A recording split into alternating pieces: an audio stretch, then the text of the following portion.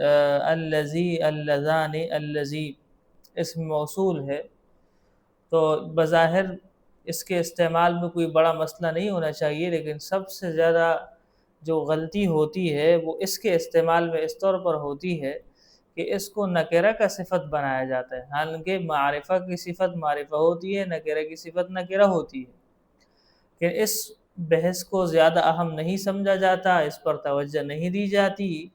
اس کا نتیجہ یہ نکلتا ہے کہ اس کی غلطیاں پھر اس میں آتی، تو اس لیے جو مباحث بہت زیادہ آسان ہو تو ان پر بھی اچھی طرح توجہ دینی چاہیے۔ مثلا کہتے ہیں کہ وہ کتاب الذی انا قرأتہ، اب کتاب الذی انا قرأتہ یہ بالکل اردو کا ترجمہ ہے، وہ کتاب جو میں نے پڑھی تھی، لیکن یہ پورا غلط ہے، اس لیے کہ کتاب النکرہ ہے تو پھر الذی اس کے بعد کیسے آیا؟ حالانکہ اس کا آسان طریقہ یہ ہے کہ الذی کی بجائے کہو کتاب قرأتہ، اب کتاب موصوف بن جائے گا اور قرأتہ اس کی صفت بن جائے گی، لیکن جو الذی لے آتے ہیں تو اس کی وجہ سے مسائل پیدا ہو جاتے ہیں۔